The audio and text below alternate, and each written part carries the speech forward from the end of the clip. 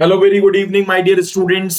कैसे हैं आप सभी लोग? उम्मीद करता हूं आप बिल्कुल ठीक होंगे और आपकी तैयारी भी बहुत बढ़िया तरीके से चलती होगी। तो आप सभी को बेटा 26 जनवरी रिपब्लिक डे की बहुत बहुत शुभकामनाएं। और हम लोग बेटा इसी तरीके से अपने देश के लिए कुछ ना कुछ करते रहें, जिससे जो है हमारा देश इसी तरीके से आगे बढ़ता रहे। तो चलिए हम लोग बेटा अपने देश को आगे प्रोग्रेस कराने के लिए, अच्छे इंजीनियर्स बनाने के लिए मैं आज आपको प्रण लेते हुए पढ़ाता हूं और आप भी ये प्रण लीजिए कि आप भी एक अच्छे इंजीनियर्स बनेंगे। So let's crack GATE and ESC और any examination with Unacademy. So let's crack it. So you can crack GATE, you can crack ESE, or you can crack any assistant engineer examination, any junior engineer examination with India's largest online live learning platform, that is Unacademy, जिसकी कोई तोड़ नहीं है। आप Unacademy का plus subscription या iconic subscription ले सकते हैं। By taking the plus or iconic subscription, you will get an access to unlimited live and recorded courses from India's best educators. Moving forward, this is all about me. My name is Mohammad Ehtisham Siddiqui, well known in the student community by the Siddiqui sir. My referral code is 0.00 ES001. मैं India की best university Jamia Millia Islamia new Delhi का alumni हूं। चार साल से लगातार gate को qualify करता आ रहा हूं। 3.5 साल का लगभग टीचिंग एक्सपीरियंस है मुझे। 3 साल में ऑफलाइन कोचिंग और पिछले 6 महीने से लगभग मैं अनअकैडमी पर पढ़ा रहा हूं। लगभग 10,000 से ज्यादा स्टूडेंट्स को मैंने बेटा गाइड कर रखा है, जिसमें बहुत सारे स्टूडेंट्स ने अपने गोल को, अपने लक्ष्य को अचीव कर रखा है। अभी रिसेंटली 2 स्टूडेंट ने अलग अलग एग्जामिनेशन में AIR रैंक 1 प्राप्त की है। कौन कौन से सब्जेक्ट्स पढ़ाता हूं? Geotechnical engineering, water resource engineering, environmental engineering, structure analysis, surveying और कंस्ट्रक्शन प्लानिंग एंड मैनेजमेंट। ऐसे सब्जेक्ट्स में अनअकैडमी की ऐप और अनअकैडमी के YouTube channel let's crack GATE and ESE में लेता हूं। अगर आपने मेरे लेक्चर्स को फॉलो करना है, मैराथन्स देखनी है ना, PYQ देखने हैं, तो आप प्लेलिस्ट में जाके मेरे लेक्चर्स को देख सकते हैं। This is all about Unacademy learning app which is nothing but the hub of unlimited knowledge. बहुत सारी नॉलेज आपको यहां से मिल जाएगी। डाउनलोड कर लीजिएगा और अपने प्यारे सिद्दीकी सर को जाकर फॉलो कर दीजिएगा। मूविंग फॉरवर्ड, हमारी अगर आप सब्सक्रिप्शन लेते हैं तो आपको डेली लाइव क्लासेस मिलती हैं, live test and quizzes, structured courses, unlimited access to the recorded classes. अगर आप आइकॉनिक सब्सक्रिप्शन लेते हैं तो this is the subscription which can make you prepare for GATE and ESE to the next level with the help of a personal coach. आपको एक personal coach मिलता है, mains की क्वेश्चन आंसर प्रैक्टिस कराई जाती है, स्टडी को track किया जाता है और सारे के सारे प्लस के आपको बेनिफिट्स मिलते हैं। मूविंग फॉरवर्ड, प्लस सब्सक्रिप्शन अगर आपको लेते हैं तो daily live classes, live test and quizzes, structured courses and unlimited access to recorded classes. ये सारे टॉप एजुकेटर्स हैं जिनकी मदद से आप पढ़ सकते हैं। These are the top educators with the help of which you can prepare for yourself. GATE और ESE में हम लोगों ने 7 कोर्सेज लॉन्च कर रखे हैं। अगर आप प्लस या आइकॉनिक सब्सक्रिप्शन लेते हैं तो आपको 7 के 7 कोर्सेज में एक्सेस मिल जाती है। प्लस के बारे में मैंने ऑलरेडी आपको बता दिया क्या क्या बेनिफिट्स मिलेंगे। आइकॉनिक में प्लस के सारे बेनिफिट्स मिलेंगे। साथ में आपको personal coach, study tracker, question answer, mains के क्वेश्चन आंसर प्रैक्टिस की सीरीज और आपको क्वालिटी स्टडी मटेरियल मिलता है। अगर हम फीस की बात करें तो बेटा 2 साल की फीस है 44,000, 1.5 साल की 38,500, 1 साल की 30,250 है ना, 6 मंथ की 24,750, 3 मंथ की 13,750 और 1 मंथ की 5500। लेकिन आपको इतनी फीस देनी नहीं है। आपको क्या करना है, आपको मेरा कोड यूज करना है ES001। जैसे ही आप सब्सक्रिप्शन लेंगे तो नीचे पूछेगा तो आप कोड डालेंगे ES001। जैसे ही आप कोड डालेंगे ES001 वैसे ही आपको बेटा 10% का डिस्काउंट मिल जाएगा। You will get 10% discount. जैसे आपको 10% का डिस्काउंट मिलेगा तो 44,000 की फीस आपकी हो जाएगी बेटा 39,600 रुपए की। आपकी 18 महीने की फीस हो जाएगी बेटा 38,500 की फीस हो जाएगी 34,000। आपकी बेटा जो फीस थी एक साल की 30,250 वो हो जाएगी 27,225 और जो आपकी फीस 6 मंथ की थी वो हो जाएगी 22,225। 3 मंथ की फीस हो जाएगी 13,375 और 1 मंथ की फीस हो जाएगी 49,50 रुपए। इसी तरीके से अगर हम आइकॉनिक सब्सक्रिप्शन की बात करें तो 1 साल की फीस है 50,250 और 2 साल की फीस है 74,000। लेकिन अगर आप अपने प्यारे सिद्दीकी सर का मैजिकल कोड यूज करेंगे ES001, जैसे रेफरल कोड में आप ये डालेंगे और डालने के बाद ES001 आप डालेंगे और डालने के बाद प्रोसीड टू अप्लाई करेंगे। जैसे ही आप प्रोसीड टू अप्लाई करेंगे, ऑसम आपको देखिए लिखकर आ जाएगा, ऑसम यू गेट 10% डिस्काउंट। तो आपकी फीस अल्टीमेटली हो जाएगी 45,225 for 1 year and 66,600 rupees for 2 years. तो बेटा जल्दी से आइकॉनिक या फिर प्लस सब्सक्रिप्शन लीजिए और अपनी गेट और ईएससी की तैयारी अच्छे से करिए। अगर आप किसी और एग्जामिनेशन की तैयारी कर रहे हैं, जैसे एई की तैयारी कर रहे हैं, जेई की तैयारी कर रहे हैं, अगर आपका कोई भाई आईआईटी, नीट या फिर किसी भी एग्जामिनेशन बैंक पीओ की तैयारी कर रहे हैं, तब भी आप मेरा कोड यूज करेंगे तो आपको 10% का डिस्काउंट मिल जाएगा। लेकिन फिर भी आपको कोई डाउट है, प्लस के रिकॉर्डिंग कोई डाउट है, आइकॉनिक की रिकॉर्डिंग, कुछ बच्चों को रह जाता है डाउट, तो आपको कोई भी शक है, कोई भी शोभा है, तो आप डिस्क्रिप्शन में जाइए। डिस्क्रिप्शन में सिविल बाई सिद्दीकी सर के नाम से एक टेलीग्राम चैनल है, उसे ज्वाइन करिए। वहां सिद्दीकी सर को मैसेज कर दीजिए आप, और सिद्दीकी सर मतलब मैं खुद आपको बेटा वहां पर रिप्लाई करके आपको पूरी तरीके से गाइड करेंगे। इसी तरीके से आपको पढ़ाई के रिगार्डिंग कोई दिक्कत है, परेशानी है, या फिर पर्सनल भी कोई इश्यूज हैं जिसकी वजह से आप डिस्ट्रैक्ट हो रहे हैं, क्योंकि मैं मोटिवेशनल स्पीकर भी हूं, काउंसलर भी हूं, काउंसलिंग भी करता हूं स्टूडेंट्स की, तो आप बिल्कुल भी कैसे भी परेशान है, तैयारी कैसे करें, कुछ समझ नहीं आ रहा, रिविजन कैसे करें, तो आप मुझे कांटेक्ट कर सकते हैं। क्लियर हो रही बात? चलिए अपनी क्लास को हम बेटा शुरू कर रहे हैं। हम लोगों ने अब तक 13 पार्ट कर रखे हैं रैपिड रिवीजन के, हम आगे पार्ट्स की तरफ बढ़ रहे हैं, नेक्स्ट पार्ट की तरफ बढ़ रहे हैं। 26 जनवरी रिपब्लिक डे की आपको बहुत बहुत शुभकामनाएं। देश के लिए कुछ ना कुछ करते जाइए ताकि आपको अपने देश पर गर्व हो, क्योंकि बिना आपके किए ये देश कभी भी आगे बढ़ेगा नहीं, क्योंकि आप ही जो है अब इस देश को आगे लेकर जाएंगे, आप ही नौजवान लोग इस देश को आगे लेकर जाएंगे। तो हमने लैब टेस्ट, हम लोग परमेबिलिटी की बात कर रहे थे और हमने लैब टेस्ट पर चर्चा कर रखी थी। आज हम रैपिड रिवीजन के पार्ट नंबर 14 की बात करेंगे। We will talk about the part 14।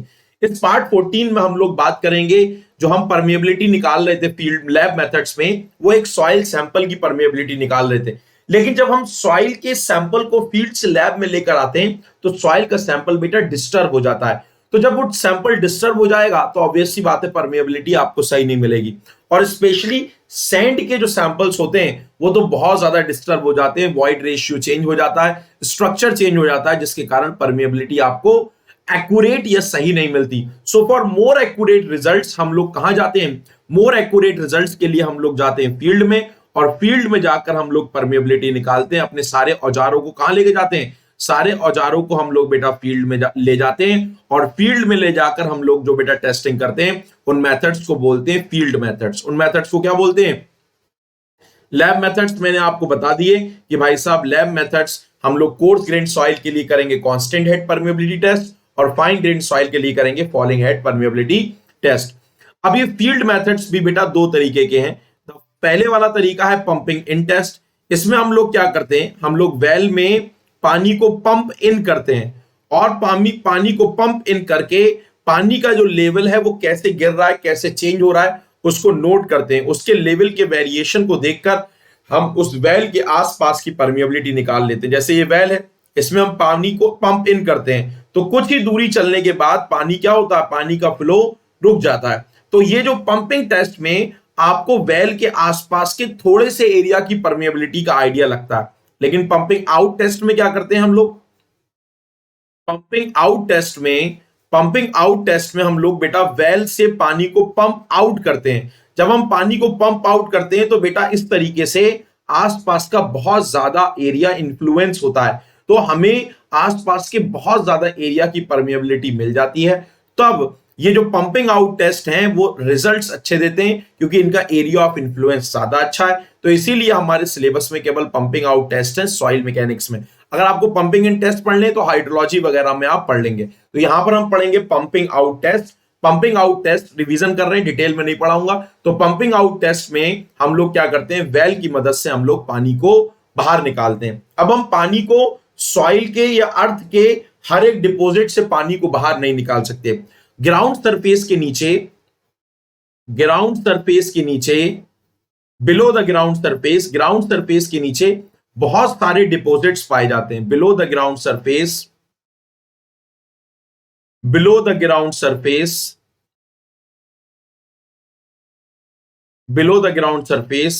Following earth deposits are present.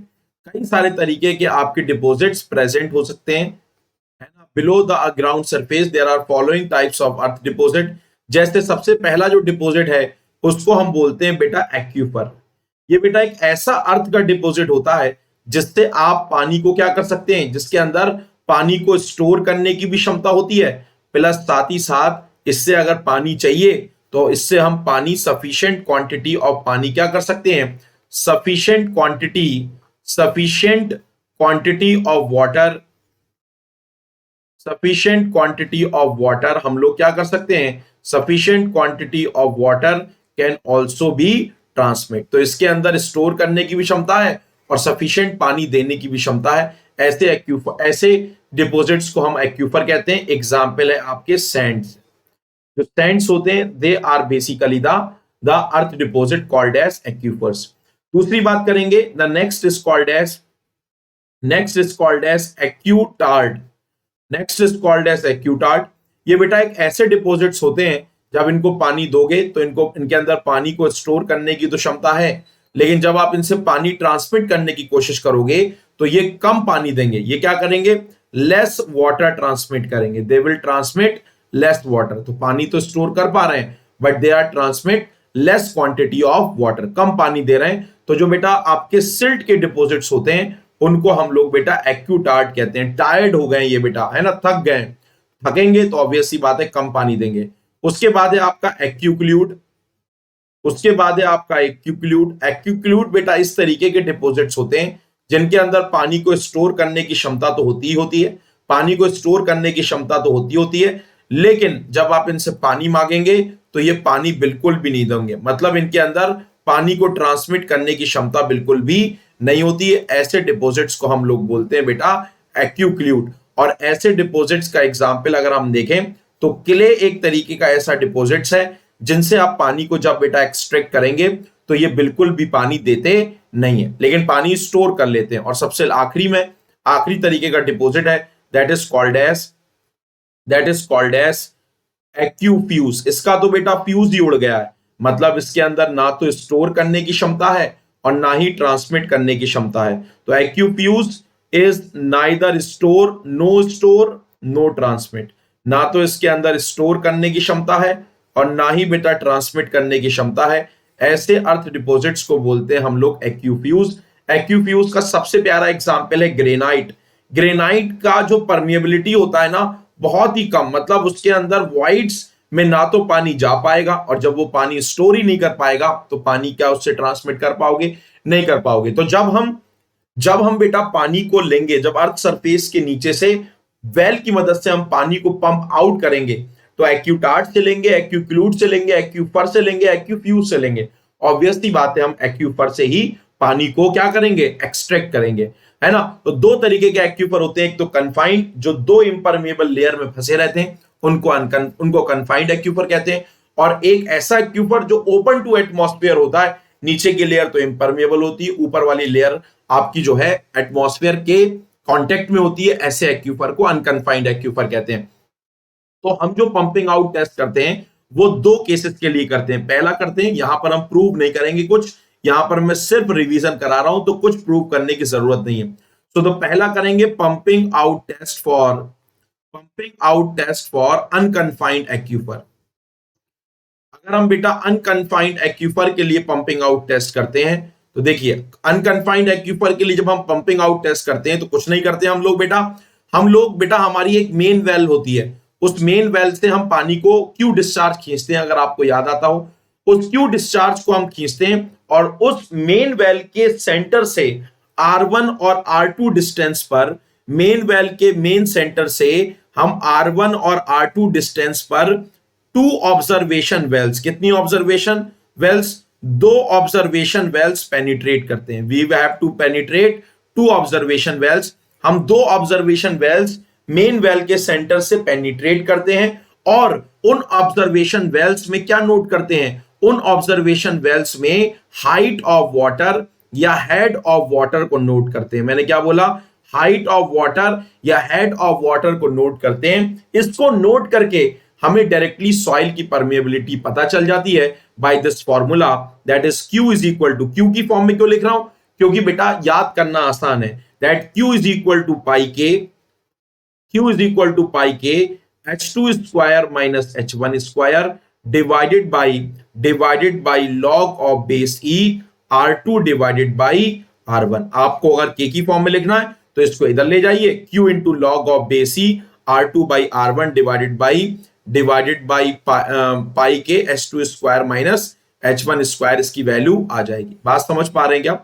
Yes और नो? तो बात समझ पा रहे हैं, नहीं समझ पा रहे हैं? आई होप आप बात समझ में पाते होंगे। तो Q की वैल्यू की फॉर्म में मैंने परमेबिलिटी का फॉर्मूला लिखा, और वो मेथड परमेबिलिटी निकालने का, वो पंपिंग आउट मेथड जिसमें हम लोग बेटा दो ऑब्जर्वेशन वेल्स का यूज करते हैं सॉइल की परमेबिलिटी निकालने के लिए। ऐसी अप्रोच को हम बोलते हैं, ऐसी अप्रोच को हम बोलते हैं बेटा थीम्स थ्योरी। ऐसी थ्योरी को हम बोलते हैं बेटा, जिस थ्योरी में हम ऑब्जर्वेशन वेल्स का यूज करते हैं, उस थ्योरी को हम बोलते हैं बेटा themes theory. Such theory is called as themes theory. This theory is called as themes theory. इस थ्योरी को बेटा हम बोलते हैं थीम्स थ्योरी। इतनी बात आई होप आपको समझ में आती होगी। लेकिन अगर आपके पास बेटा, अगर आपने पढ़ा हो, अगर आपके पास बेटा ऑब्जर्वेशन वेल्स नहीं होते, in the absence of observation wells, एक बाबा है जिसको हम बोलते हैं डुपिट्स बाबा। In the absence of observation wells, in the absence of observation wells,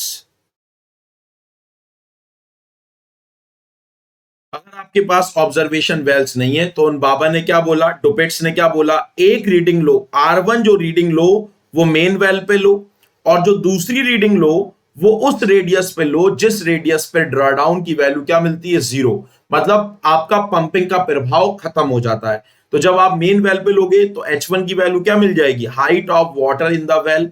और जब आप बेटा R2 is equal to R पे लोगे तो H2 की वैल्यू आ जाएगी, that would be equal to H0, that is equal to the thickness of aquifer, या फिर बॉटम इम्परमिएबल लेयर से इनिशियल पानी का लेवल। तो जब आप इस पे रीडिंग लोगे, इसमें रखोगे, तब इन the absence of observation well आपको जो बेटा फॉर्मूला मिल जाएगा वो कितना मिल जाएगा, Q is equal to pi के, Q is equal to pi के H0 square minus HW square divided by log of base E capital R divided by RW। तो इस तरीके से हम लोग क्या निकाल सकते हैं, इस तरीके से हम लोग बेटा डुपिट्स थ्योरी के अकॉर्डिंग, ऐसी प्रोसेस जिसमें हम ऐसी थ्योरी जिसमें हम ऑब्जर्वेशन वेल्स का यूज नहीं करते हैं, उसको बोलते हैं हम लोग बेटा डुपिट्स थ्योरी। इसको बोलते हैं हम लोग बेटा डुपिट्स थ्योरी। इसको क्या बोलते हैं, डुपिट्स थ्योरी। तो अगर मैंने जो है पंपिंग करी, जैसे इस वेल में मैंने पंपिंग करी, तो पंपिंग का लेवल यहां गिर गया, और उसके बाद इनिशियल पंपिंग का लेवल कितना था, इनिशियली पानी का लेवल कितना था, इतना। और मैंने क्या किया, मैंने जो है अपनी वेल को गाड़ा था कहां तक, मैंने बॉटम इम्परमिएबल लेयर यहां तक गाड़ा था। तो इनिशियली पानी का लेवल बॉटम से कितना है, दैट इज, इसको मैंने मान लिया H0। तो जब आप पंपिंग करेंगे तो बेटा एक डिस्टेंस ऐसी होगी, एक डिस्टेंस बेटा ऐसी होगी, जिस डिस्टेंस के बाद एक डिस्टेंस बेटा ऐसी आएगी, जिस डिस्टेंस के बाद पानी का पंपिंग का इन्फ्लुएंस नहीं दिखेगा। इसी डिस्टेंस को बोलते हैं रेडियस ऑफ इन्फ्लुएंस। और इस रेडियस ऑफ इन्फ्लुएंस, इसी को बोलते हैं बेटा R is equal to called as radius of influence.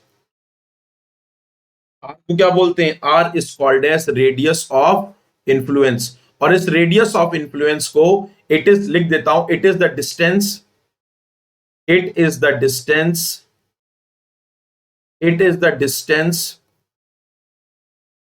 it is the distance from the main well,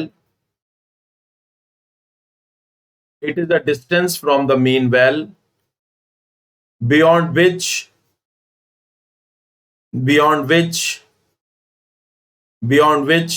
drawdown or influence, beyond which influence of pumping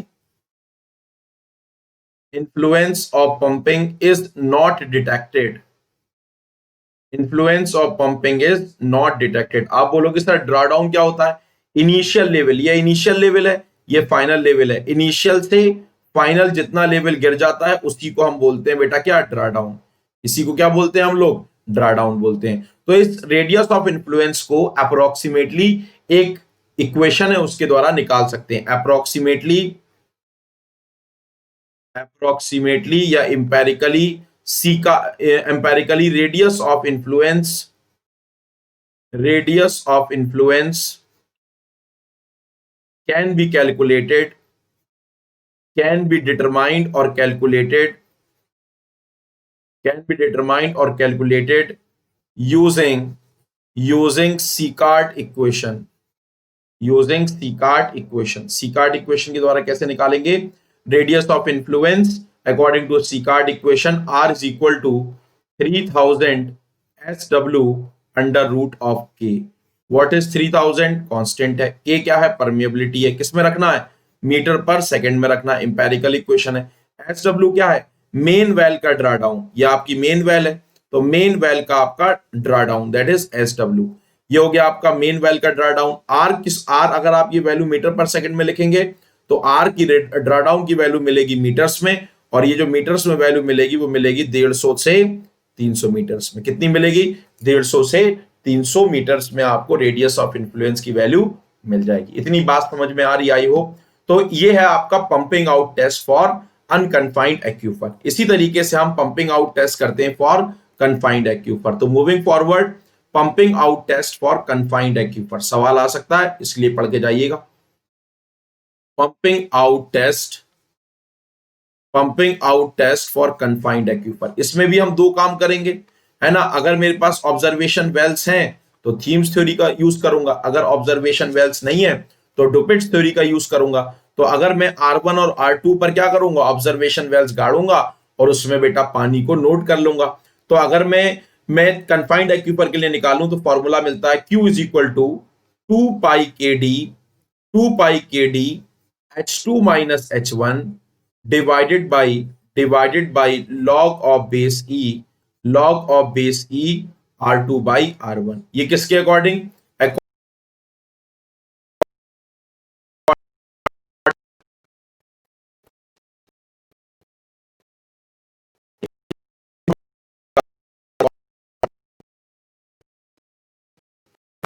याद करने का तरीका ऐसे क्यों बताया? क्योंकि पीछे फॉर्मूला था पाई K H2 square minus H1 square. जब आप कन्फाइंड के लिए निकालेंगे तो जो स्क्वायर है उसका 2 नीचे ले आइए, और जो बेटा आपकी थिकनेस है कन्फाइंड एक्यूफर की उसकी थिकनेस से मल्टीप्लाई कर दीजिए।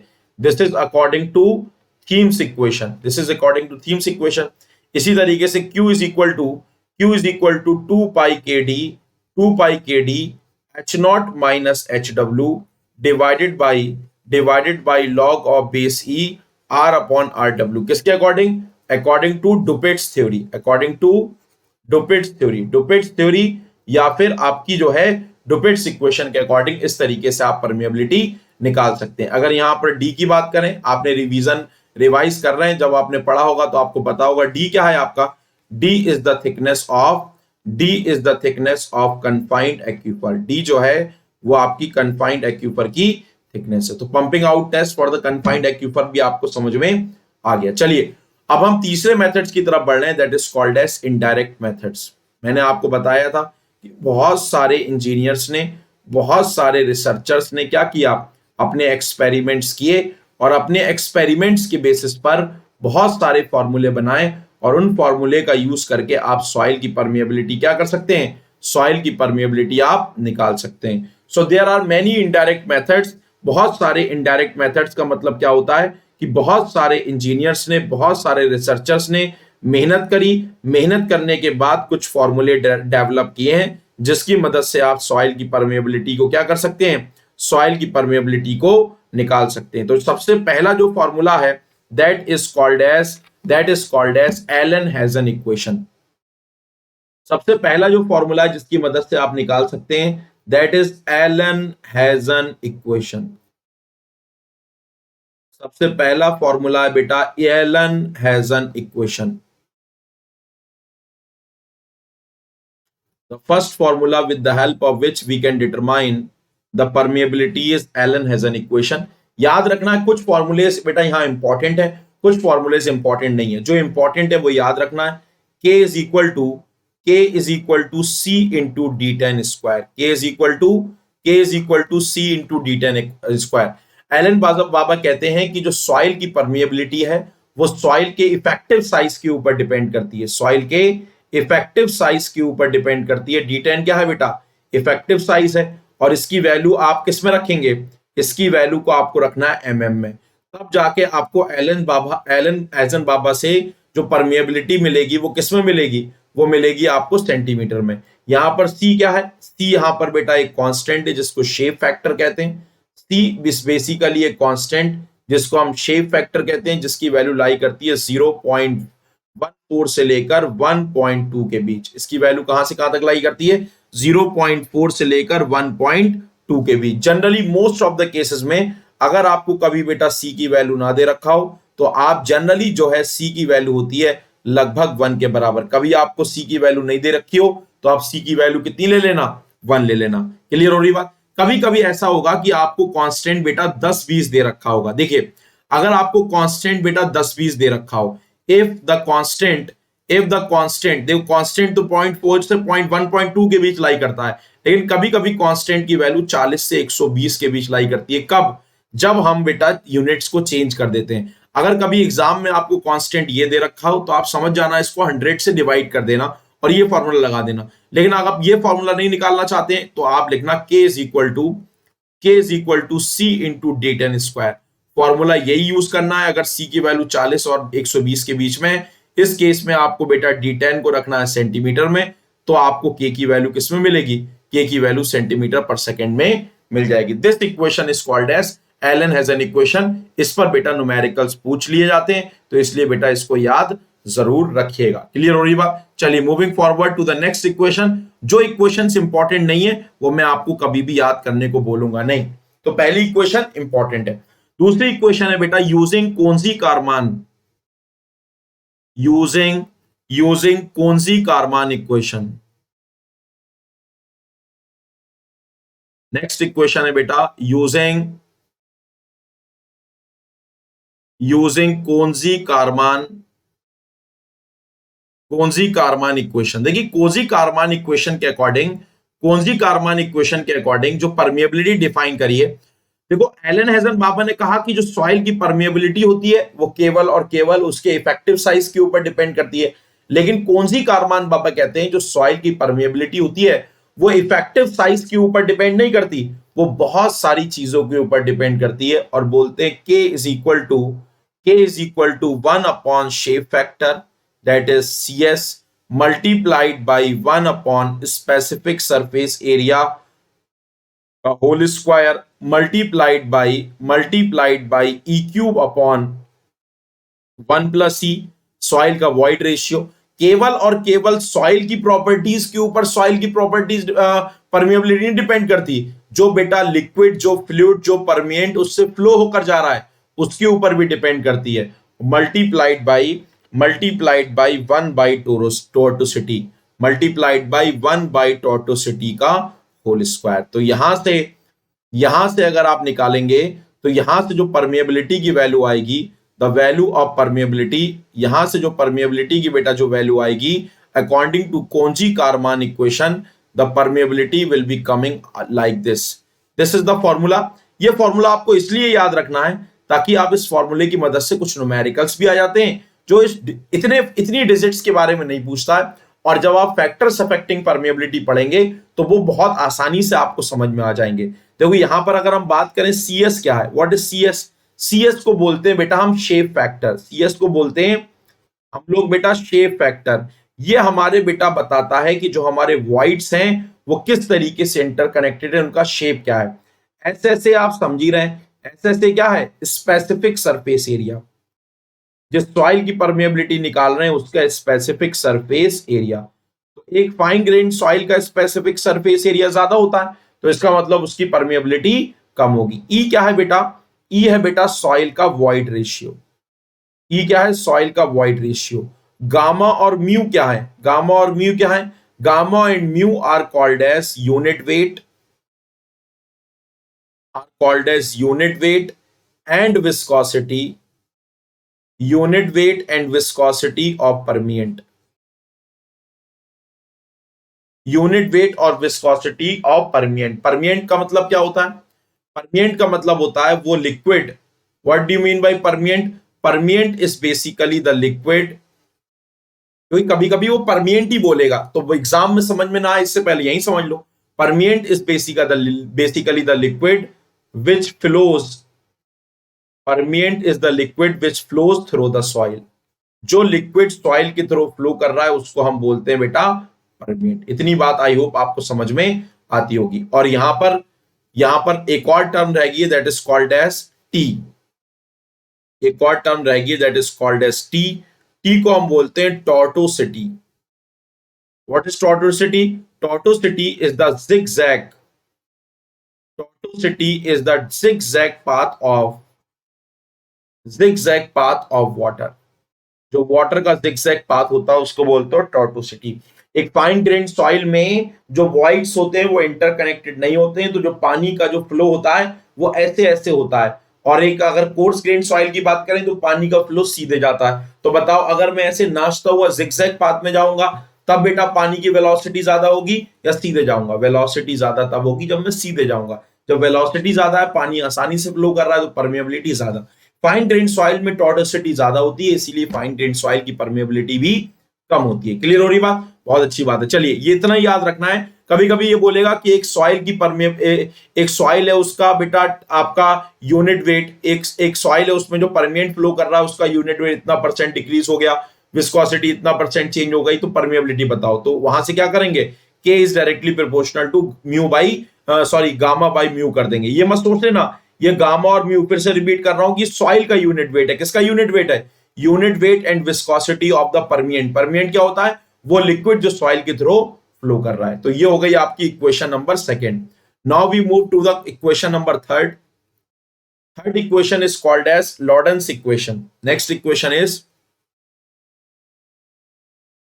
Equation is Loudon's equation. बिल्कुल भी याद नहीं करना क्योंकि ये एग्जाम में आपके कभी भी एग्जाम में आएगी नहीं है।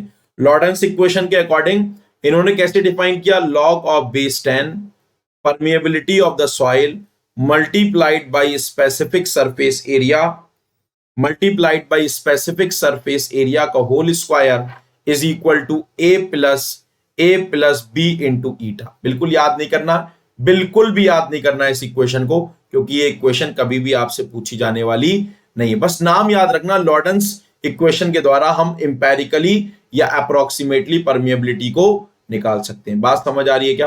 तो this is all about Loudon's equation. Moving forward next चलते हैं। नेक्स्ट इक्वेशन है जो कि इंपॉर्टेंट है, जो कि आपको आने वाले चैप्टर्स में हम लोग पढ़ेंगे फिर से, लेकिन अभी इसको पढ़ लीजिए, है ना। Using coefficient of consolidation, using coefficient of consolidation. हम जब आगे वाले चैप्टर में कंसोलिडेशन पढ़ेंगे, using coefficient of consolidation equation, जब हम आगे वाले चैप्टर्स में कोफिशिएंट ऑफ कंसोलिडेशन पढ़ेंगे तब हम ये इक्वेशन पढ़ेंगे कि कोफिशिएंट ऑफ कंसोलिडेशन मतलब सीवी के द्वारा भी हम सॉइल की परमिएबिलिटी निकाल सकते हैं। कैसे निकालेंगे? K is equal to CV. याद रखिएगा, बहुत इंपॉर्टेंट फॉर्मूला है, कई बार इस पर सवाल पूछ लिए गए। That is K is equal to CV into MV into gamma W. K is equal to CV into MV into gamma W.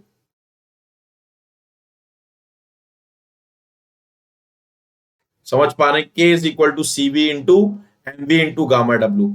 यहां पर बेटा आपका जो सीवी है, सीवी को बोलते हैं कोफिशिएंट ऑफ कंसोलिडेशन। सीवी को बोलते हैं कोफिशिएंट ऑफ कंसोलिडेशन। यहां पर एमवी को क्या बोलते हैं? एमवी कहलाता है बेटा कोफिशिएंट ऑफ वॉल्यूम कॉम्प्रेसिबिलिटी। आगे पढ़ेंगे कोफिशिएंट ऑफ कंसोलिडेशन वाले चैप्टर में, कोफिशिएंट ऑफ वॉल्यूम कॉम्प्रेसिबिलिटी आपने पढ़ा भी होगा। अगर आप रिवाइज कर रहे हैं, पहली बार नहीं पढ़ रहे हैं, तो आपने पढ़ा भी होगा coefficient of volume compressibility, coefficient of consolidation. इन सारी की बातें आपको समझ में, इतनी सारी बातें आपको समझ में आती होंगी।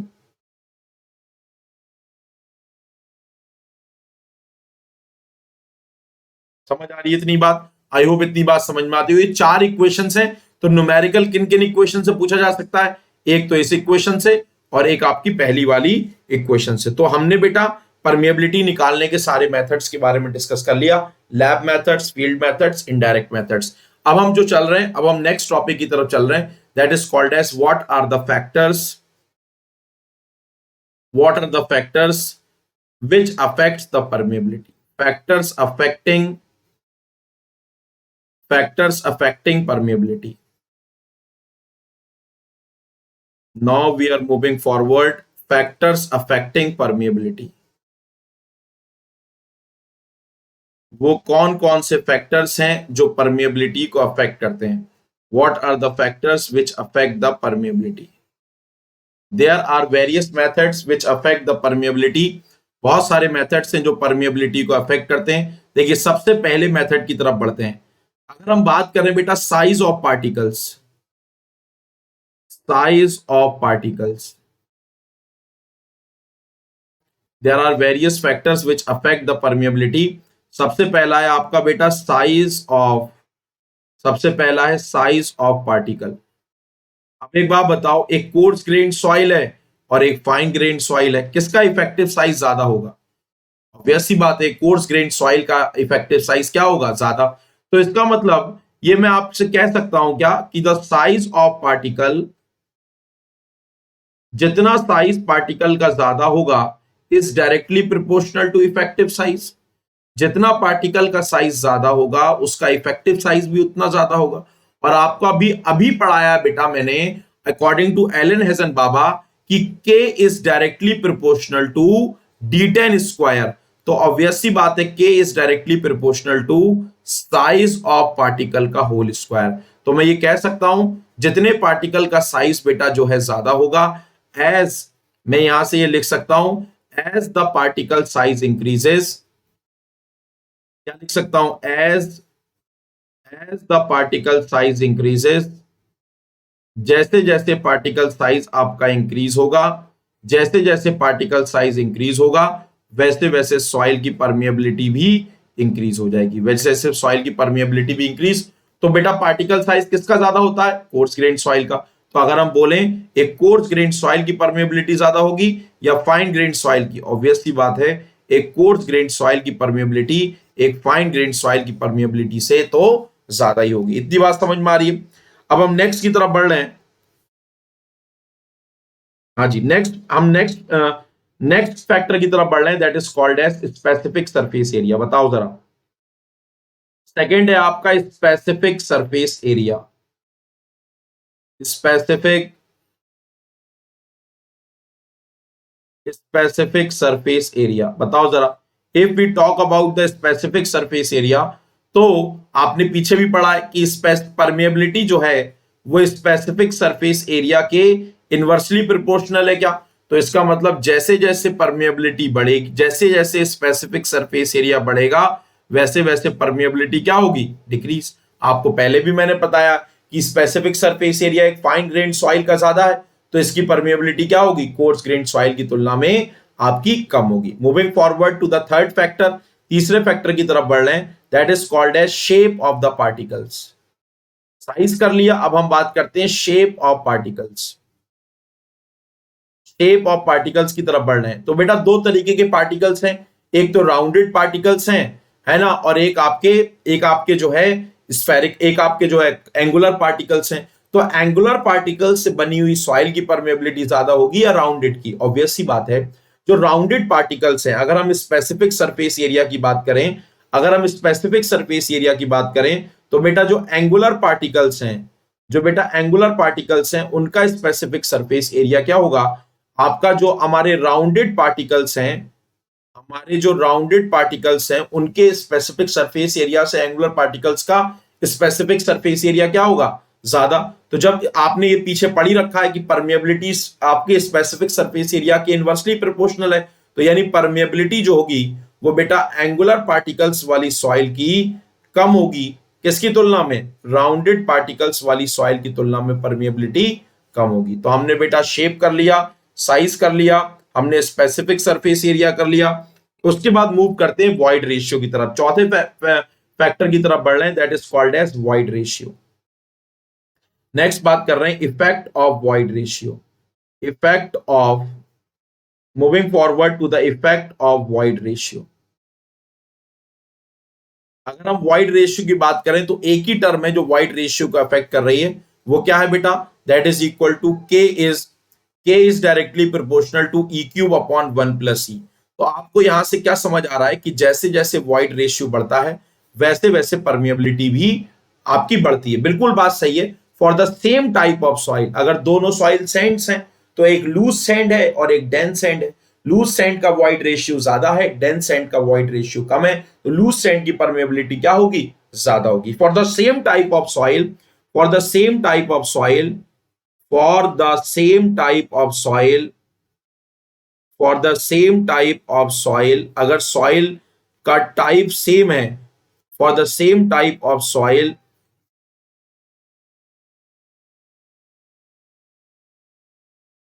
For the same type of soil, जैसे जैसे वॉइड रेशियो बढ़ेगा वैसे वैसे परमिएबिलिटी आपकी बढ़ेगी। समझ आ रही बात? क्यों? जैसे अगर हम परमिएबिलिटी पूछें लूज सैंड की, अगर हम परमिएबिलिटी पूछें लूज सैंड की, तो वो लूज सैंड की परमिएबिलिटी जो है आपकी जो है डेंस सैंड से क्या होगी, ज्यादा होगी। क्लियर हो रही बात? लेकिन अगर हम डिफरेंट सॉइल्स की बात करें, ऐसा क्यों होता अभी मैं आपको बताऊंगा। अगर हम डिफरेंट सॉइल्स की बात करें तो परमिएबिलिटी केवल वॉइड रेशियो के ऊपर डिपेंड नहीं करती। फॉर द डिफरेंट सॉइल्स, अगर हम बेटा डिफरेंट टाइप ऑफ सॉइल्स की बात करें, if we talk about the different types of soils, तो जो परमिएबिलिटी है वो सिर्फ वॉइड रेशियो के ऊपर डिपेंड नहीं करती। हमने एक और टर्म देखा था बेटा, क्या? That is called as shape factor, CS, जो ये बताता है कि जो वॉइड्स हैं, जो हमारे इंटरकनेक्टेड वॉइड्स हैं, उनका शेप किस तरीके का है ना, उसका फ्लो पाथ किस तरीके का है। तो बिना शेप फैक्टर्स की वैल्यू के आप इस परमिएबिलिटी को वॉइड रेशियो के रेस्पेक्ट में डिफाइन नहीं कर पाएंगे।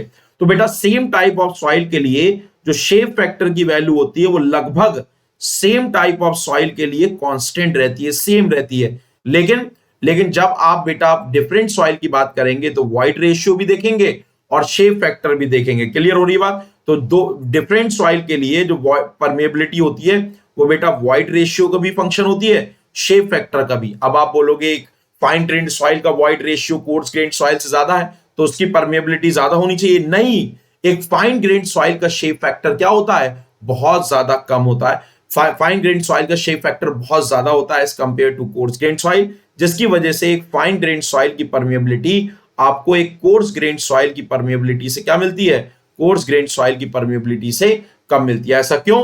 क्योंकि एक फाइन ग्रेन्ड सॉइल के लिए फाइन ग्रेन्ड सॉइल का जो शेप फैक्टर होता है बेटा एक कोर्स ग्रेन्ड सॉइल के शेप फैक्टर से बहुत अधिक होता है। क्लियर हो रही बात? तो इसलिए वैल्यू क्या मिलती है आपको, कम मिलती है। तो याद रखिएगा वॉइड रेशियो का इफेक्ट, वॉइड रेशियो का इफेक्ट क्या पड़ता है। तो मूविंग फॉरवर्ड टू द 4 हो गए। उसके बाद हम बात करते हैं बेटा, उसके बाद हम बात करते हैं वॉइड रेशियो हो गया, उसके बाद हम बात करते हैं फिफ्थ फैक्टर की, that is called as structure, that is called as effect of soil structure. यही लिख देता हूं, इफेक्ट ऑफ सॉइल स्ट्रक्चर। तो बेटा अलग अलग स्ट्रक्चर अगर सॉइल का है तो सॉइल की परमिएबिलिटी भी अलग अलग होगी। जैसे फॉर एग्जांपल दो किलेज हैं, दोनों किले का वॉइड रेशियो सेम है, तो अगर फॉर एग्जांपल एक किले है जिसके पास जो है डिस्पर्स स्ट्रक्चर है, एक किले है जिसके पास डिस्पर्स स्ट्रक्चर है, दोनों का बेटा वॉइड रेशियो सेम है, तो जो किले जिसका डिस्पर्स स्ट्रक्चर होगा उसका बेटा जो परमिएबिलिटी होगा, उसका जो बेटा परमिएबिलिटी होगा वो बेटा पूरा सही करके लिख देते हैं। मैंने क्या बोला, दो किलेज हैं, दोनों किलेज का वॉइड रेशियो सेम है। एक किले के पास जो स्ट्रक्चर है वो डिस्पर्स स्ट्रक्चर है। एक किले का स्ट्रक्चर कैसा है, वन किले हैव डिस्पर्स स्ट्रक्चर, और जो दूसरी किले है उसका स्ट्रक्चर कैसा है, उसका स्ट्रक्चर है आपका फ्लॉकुलेटेड स्ट्रक्चर।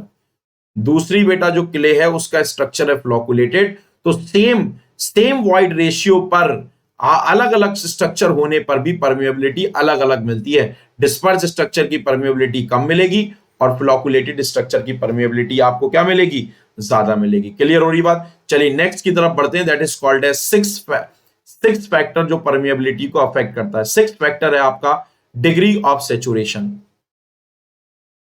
सिक्स फैक्टर है आपका degree of saturation, effect of degree of saturation. Obvious सी बात, एक ड्राई सॉइल में पानी थोड़ा मुश्किल से बहेगा as compare to partially saturated soil.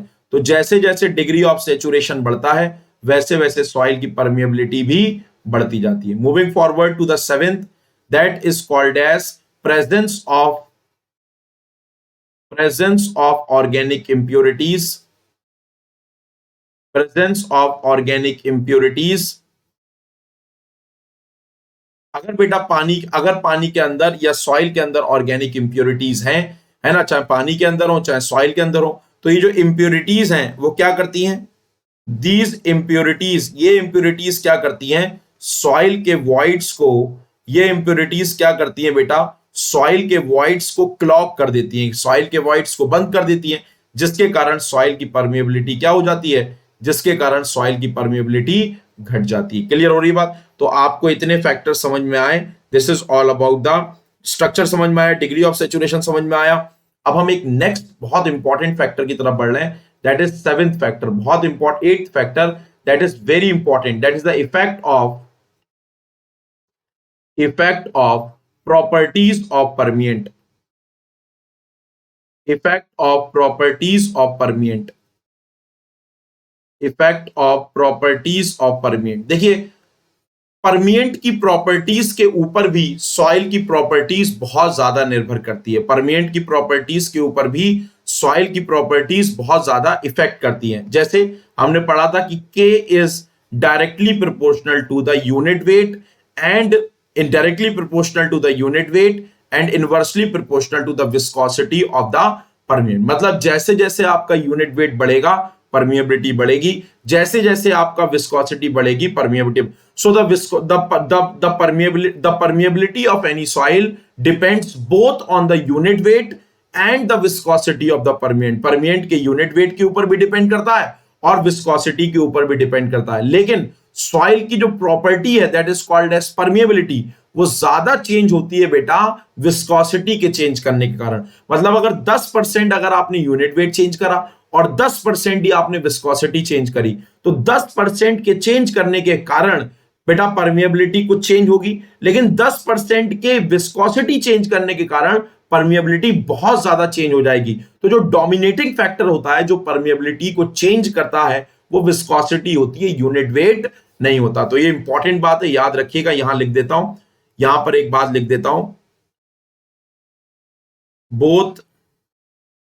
Both unit weight, किसका यूनिट वेट है बेटा, परमिएंट का, both unit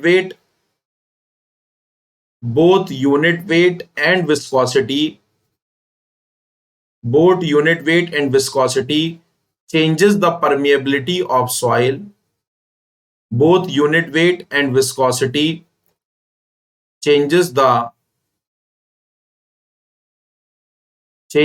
permeability of soil, changes the permeability of soil, but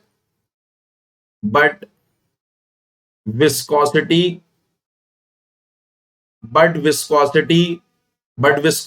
changes,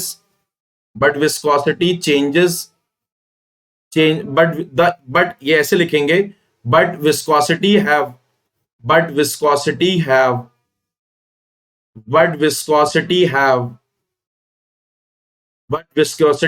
greater influence, viscosity have greater influence than viscosity have greater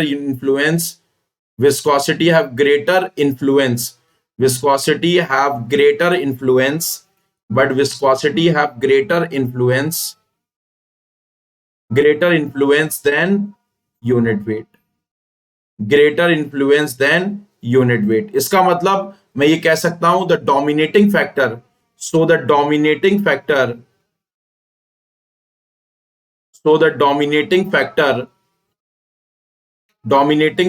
which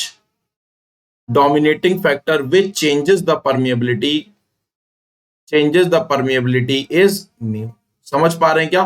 viscosity एक dominating factor है जो permeability को आपकी effect करती है। चलिए नेक्स्ट फैक्टर की तरफ बढ़ रहे हैं, that is called as ninth factor. Moving towards the ninth factor, the ninth factor is nothing but the effect of temperature. Ninth factor is nothing but the effect of temperature. Ninth factor is nothing but the effect of temperature। तो temperature किस तरीके से आपकी permeability को effect करता है। देखिए how the temperature effect, देखिए आपको पता है जैसे जैसे आप टेम्परेचर बढ़ाएंगे वैसे वैसे सॉइल का यूनिट वेट क्या होगा, डिक्रीज होगा। और सॉइल की विस्कोसिटी क्या होगी आपकी, वो भी डिक्रीज होगी।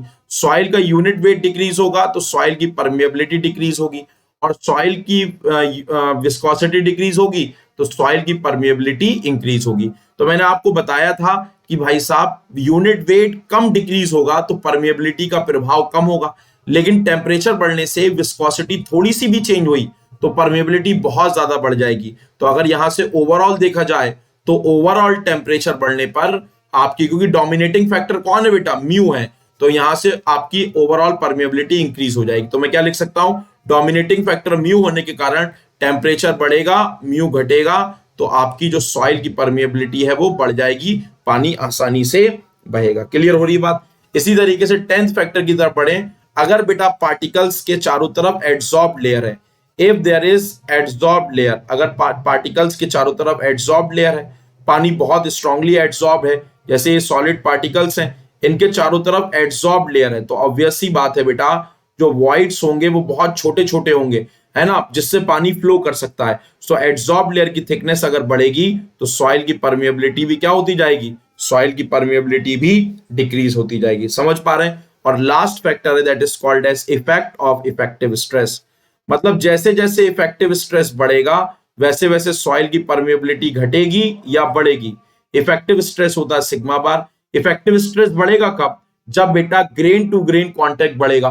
ग्रेन टू ग्रेन कांटेक्ट बढ़ेगा कब, जब पार्टिकल्स रीअरेंज करेंगे, पास पास आएंगे, और जब वो पार्टिकल्स पास पास आएंगे तो ऑब्वियस सी बात है ग्रेन टू ग्रेन कांटेक्ट बढ़ेगा, इफेक्टिव स्ट्रेस बढ़ेगा, तो पास पास आएंगे तो वॉइड छोटे होते जाएंगे, वॉइड छोटे होते जाएंगे तो ऑब्वियस सी बात है परमिएबिलिटी कम होती जाएगी। So as we increase the effective stress, जैसे जैसे इफेक्टिव स्ट्रेस बढ़ेगा सॉइल में, वैसे वैसे सॉइल की परमिएबिलिटी कांस्टेंट नहीं रहने वाली है, सॉइल की परमिएबिलिटी भी क्या होती जाएगी, सॉइल की परमिएबिलिटी भी डिक्रीज होती जाएगी। आई होप आपको ये बात समझ में आई होगी। क्लियर हो रही बात। तो अब हम इस चैप्टर का नेक्स्ट क्लास में हम लोग बेटा दूसरे टॉपिक को शुरू करेंगे।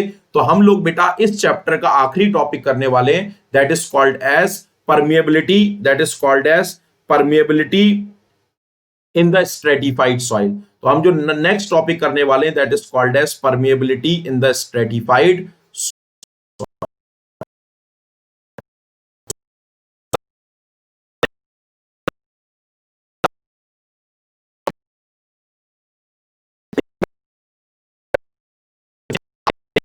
So moving towards the next topic, that is the last topic of this chapter, that is called as permeability, that is called as permeability in stratified soil, that is called as permeability in the stratified soil. What do you mean by stratified soil? Stratified soil का मतलब होता है layered soil. Stratified soil का मतलब होता है बेटा layered soil, ऐसी सॉइल जो कई सारी सॉइल के से मिलकर बनी हुई, पहले एक थिकनेस किसी सॉइल की, फिर दूसरी थिकनेस किसी सॉइल की, तीसरी थिकनेस। तो अगर आपके पास अलग अलग थिकनेस की अलग अलग सॉइल्स हैं तो उसको हम लोग क्या करते हैं, एक ही सॉइल में कन्वर्ट कर लेते हैं, एक इक्विवेलेंट सॉइल में कन्वर्ट कर लेते हैं, तो उसकी परमेबिलिटी, जैसे फॉर एग्जांपल इसमें दो केसेस बनते हैं। इसमें केस ये एक केस बनता है when the flow is parallel to the stratification. पहला केस बनता है when the flow is, पहला केस क्या बनता है,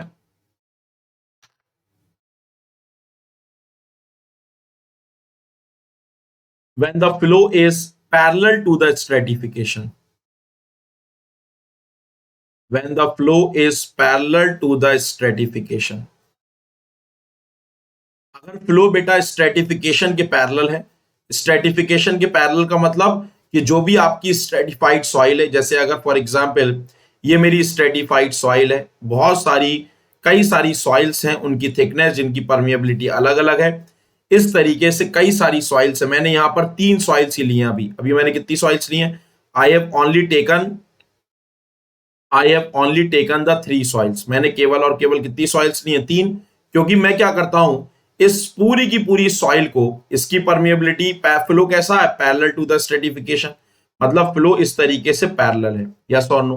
सो दिस इज ऑल अबाउट। इस पर गेट में बहुत सवाल आते हैं, इसलिए बेटा क्या करिएगा, इसको पढ़ के जरूर जाइएगा।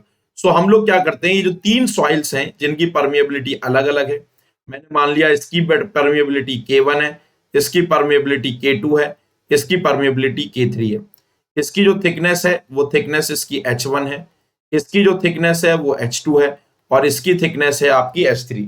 तो हम लोग क्या करते हैं, इस पूरी की पूरी सॉइल को, ये जो पूरी सॉइल है ना बेटा, जिसके अंदर 3 लेयर्स हैं, ऐसी बहुत सारी हजारियों लेयर्स हो सकती हैं, तो इस एनालिसिस करने के लिए हम लोग इस पूरी की पूरी सॉइल को एक इक्विवेलेंट सॉइल में कन्वर्ट कर लेते हैं। इस पूरी की पूरी सॉइल को, जैसे बहुत सारे रजिस्टर होते हैं तो हम उसको एक इक्विवेलेंट रजिस्टर या कैपेसिटर पड़े होंगे तो उसमें हम कन्वर्ट कर लेते हैं, और उसकी जो इक्विवेलेंट परमेबिलिटी होती है उसको हम बोल देते हैं, अगर पानी पैरेलल टू द स्ट्रेटिफिकेशन है तो हम उसको बोल देते हैं के इक्विवेलेंट। जनरली जब पानी बेटा parallel to the stratification flow करता है तो वो जनरली हॉरिजॉन्टल डायरेक्शन का ही केस होता है, तो इसलिए हम लोग इसे हॉरिजॉन्टल फ्लो का भी केस कहते हैं। तो के इक्विवेलेंट अगर हॉरिजॉन्टल डायरेक्शन का निकालना है या फिर पैरेलल टू द स्ट्रेटिफिकेशन का निकालना है तो इसकी वैल्यू आती है बेटा, that is equal to K1H1 plus K2H2, कितनी भी लेयर है वेटेड एवरेज निकाल लिए, K3H3 divided by H1 plus H2 plus H3। समझ आ रही है बात? तो हम लोग एवरेज परमिएबिलिटी या इक्विवेलेंट परमिएबिलिटी में कन्वर्ट कर लेते हैं। तो what is this? This is the average, this is the average or equivalent permeability, this is the average or equivalent permeability along the stratification या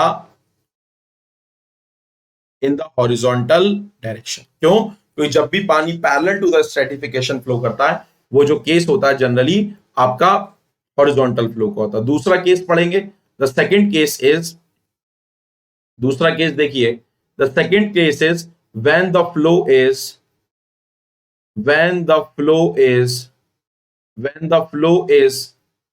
perpendicular to the stratification, when the flow is perpendicular to the stratification।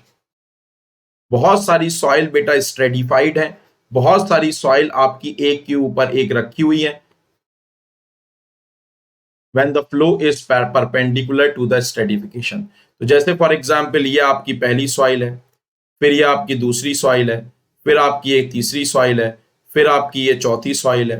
तो बहुत सारी, मतलब आपकी जो है 3 soil हो गई, यहाँ चौथी कहाँ, 3 सॉइल हुई, पहली सॉइल की लेयर, दूसरी सॉइल की लेयर और 3, तो there are total 3 soil layers, there are total 3 soils layer. और पानी जो फ्लो कर रहा है वो कैसे कर रहा है? The water is flowing perpendicular to the stratification. इसका स्ट्रेटिफिकेशन कौन सा है? This is the plane of stratification. तो पानी यहां से ऐसे फ्लो किया, यहां से ऐसे गया, यहां से बेटा ऐसे गया, तो इसकी परमिएबिलिटी K1, इसकी K2, इसकी K3, ये थिकनेस है आपकी H1, ये थिकनेस है आपकी H2 और ये थिकनेस है आपकी H3। तो 3 मिल गई क्या? बहुत अच्छी बात है। तो अब हम लोग क्या करते हैं, इस पूरी की पूरी सॉइल को, ये जो पूरी की पूरी सॉइल है ना बेटा, इस पूरी की पूरी सॉइल को हम लोग बेटा एक इक्विवेलेंट सॉइल में कन्वर्ट कर लेते हैं। क्या कर लेते हैं हम? इस पूरी की पूरी सॉइल को हम लोग बेटा इक्विवेलेंट सॉइल में कन्वर्ट कर लेते हैं। समझ पा रहे हैं क्या? अरे समझ पा रहे हैं क्या? इस पूरी की पूरी सॉइल को हम लोग क्या करते हैं बेटा, इस पूरी की पूरी सॉइल को हम लोग इक्विवेलेंट सॉइल में इस तरीके से, जैसे हमने कन्वर्ट किया था ना उधर, वैसे ही हम इक्विवेलेंट सॉइल में इस सॉइल को क्या कर लेंगे? कन्वर्ट कर लेंगे। देखिए जरा, तो इसको हम लोग कन्वर्ट करेंगे और उसकी जो कन्वर्टेड या इक्विवेलेंट सॉइल होगी उसी परमेबिलिटी की मदद से हम लोग सॉइल की एनालिसिस कर लेंगे। Q इज इक्वल टू के इक्विवेलेंट इंटू आई इंटू एच लगा देंगे। तो इस डायरेक्शन में जो इक्विवेलेंट परमेबिलिटी होगी, इस डायरेक्शन में जो इक्विवेलेंट परमेबिलिटी होगी वो हो जाएगी आपकी के इक्विवेलेंट इन वर्टिकल डायरेक्शन या average permeability perpendicular to the stratification. और जब भी बेटा पानी बेटा स्ट्रेटिफिकेशन को काटता हुआ जाता है, ये तभी पॉसिबल होता है जब पानी वर्टिकल डायरेक्शन में फ्लो होता हो। तो this case is also called as case of vertical flow. और अगर आपको एवरेज परमेबिलिटी निकालनी है इन द वर्टिकल डायरेक्शन और परपेंडिकुलर टू द स्ट्रेटिफिकेशन, तो जहां हमने फॉर्मूला खत्म किया था, कहां खत्म किया था, उस फॉर्मूले को पूरा लिख दो, H1 plus H2 plus H3 लिख दिया क्या? जहां खत्म किया था, डिवाइडेड बाई, जैसा ऊपर लिखा था वैसे ही लिख दो, H1 plus H2 plus H3 लिख दिया क्या? अब जो H1 है इसमें परमेबिलिटी K1 है, H2 में परमेबिलिटी K2 है, H3 में परमेबिलिटी क्या है? K3 है। तो इस तरीके से आप सॉइल की permeability perpendicular to the stratification निकाल सकते हैं। अगर यहां पर मैं पूछूं कि average permeability along the plane या अलोंग द स्ट्रेटिफिकेशन ज्यादा होगी या average permeability perpendicular to the stratification ज्यादा होगी, परपेंडिकुलर टू द स्ट्रेटिफिकेशन ज्यादा होगी या अलोंग द स्ट्रेटिफिकेशन ज्यादा होगी, तो बेटा जो परमिएबिलिटी होगी वो ऑब्वियस सी बात है, जब आप हॉरिजॉन्टल परमिएबिलिटी निकाल रहे हैं तो बेटा वो वेटेड एवरेज निकाल रहे हैं, वेटेड मीन निकाल रहे हैं, मतलब अरिथमेटिक मीन निकाल रहे हैं। और जब आप ये वाली परमिएबिलिटी निकाल रहे हैं तो ये बेसिकली क्या निकाल रहे हैं, ये आप बेसिकली हार्मोनिक मीन निकाल रहे हैं। तो ऑब्वियसली बात है अरिथमेटिक मीन तो बेटा हमेशा हार्मोनिक मीन से ज्यादा होता है। तो बेटा अलोंग द स्ट्रेटिफिकेशन जो परमिएबिलिटी मिलती है वो परपेंडिकुलर टू द स्ट्रेटिफिकेशन से क्या मिलती है, ज्यादा। मतलब हॉरिजॉन्टल डायरेक्शन में जो परमिएबिलिटी होगी किसी सॉइल के स्ट्रेटिफिकेशन में वो परपेंडिकुलर टू द स्ट्रेटिफिकेशन से क्या होगी, ज्यादा होगी। आई होप आपको ये बात समझ में आती होगी, आई होप आपको ये बात समझ में आती होगी। चलिए जरा, तो अब अपनी क्लास हम यहीं पर समाप्त करते हैं। यहां पर हमारा बहुत बड़ा चैप्टर समाप्त हो गया। इसके सवाल अगर आपको करने हैं तो आप बेटा 6 बजे, है ना, हर दिन 6 बजे मैं क्या करता हूं, मैं बेटा मोस्ट एक्सपेक्टेड क्वेश्चंस करता हूं, तो आप लोग कर सकते हैं। मोस्ट एक्सपेक्टेड क्वेश्चंस मैं कराता हूं हर दिन 6 बजे। तो 6 बजे आप लोग क्या कर सकते हैं, मोस्ट एक्सपेक्टेड क्वेश्चन की क्लास, मतलब अभी जो है इसके अभी थोड़ी देर के बाद 6 बजे जब क्लास होगी तब आप 6 बजे की क्लास इसी चैनल पर कर सकते हैं। वीडियो पसंद आई तो YouTube पर बेटा कमेंट करिएगा, वीडियो को लाइक करिएगा, चैनल को सब्सक्राइब करिएगा। और अगर आप प्लस सब्सक्रिप्शन लेना चाहते हैं तो आप मेरा कोड ES001 यूज कर सकते हैं। आपको अगर बेटा प्लस और आइकॉनिक के रिगार्डिंग कोई डाउट है तो आप मेरा क्या कर सकते हैं, आप मेरा जो है बेटा टेलीग्राम चैनल ज्वाइन करके मुझसे कोई भी डाउट पूछ सकते हैं। तो हमारे चैनल को सब्सक्राइब जरूर कर लेना। Thank you so much, bye bye, take care. Okay, अगर आपको most expected questions of GATE उसके सवाल करने हैं तब आप 6 बजे वाली क्लास जरूर करिएगा। ठीक हो गई बात? तो रिपब्लिक डे को अच्छे से मनाइए। Thank you so much. 6 बजे मिलते हैं हम लोग बेटा मोस्ट एक्सपेक्टेड क्वेश्चन वाली सीरीज में। Bye bye, take care.